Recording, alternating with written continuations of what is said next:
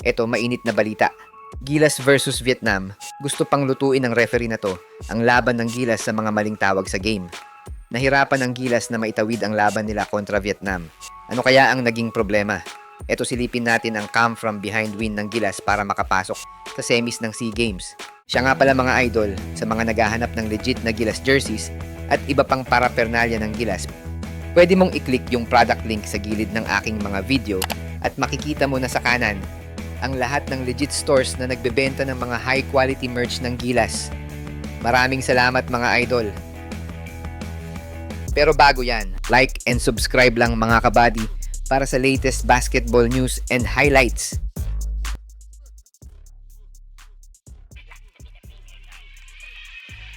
Going to Era. Soft double C, he turns, and he switches that train din yan. That the way scoring versus Malaysia, for Era comes to the pin. Here's Daz Manocchio. He misses, pero andun si Philippines. Stands to grab the lead back to sequence later. And there it is! Filipinas, lead pass way ahead to Ray Ray. That's an easy lay, holding up ahead to Manocchio. Bounces it into Parks. We'll go with this.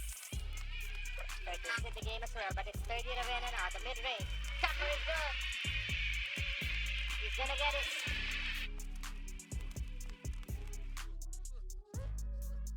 Steady goes to Chua. To the side, Matthew Wright. Releasing from... Better kicks it out. Matthew Wright, another three on the way. I'll try again. This one is way short. Pero ito sa ilalim. Kicks it to the cover. That's a finger roll, Malaki. Box up ahead. Easy layup for Matthew Wright. Will not convert. Ray Parks is there. Outside the ball. He'll take a three instead. That's it. Alonso. Good. Ito na. Berto, some contact. Dropping it to Era. That's short. Alonso will power up for the putback. 10 seconds to shoot. Bolick releases from three. That's good. From that. Yes. Bolick. The three. Good! For Berto Bolick. Boy, Adam setting the screen. They go back to Boy. He's thinking about it. He'll take it. Hey! Bumper mid-range. Matthew Wright, get in. Malone's on the board. Sa mga gusto pala manood ng laban ng Gilas sa FIBA World Cup qualifiers nang walang delay at free for life, magbibigay po kami ng free live streaming link.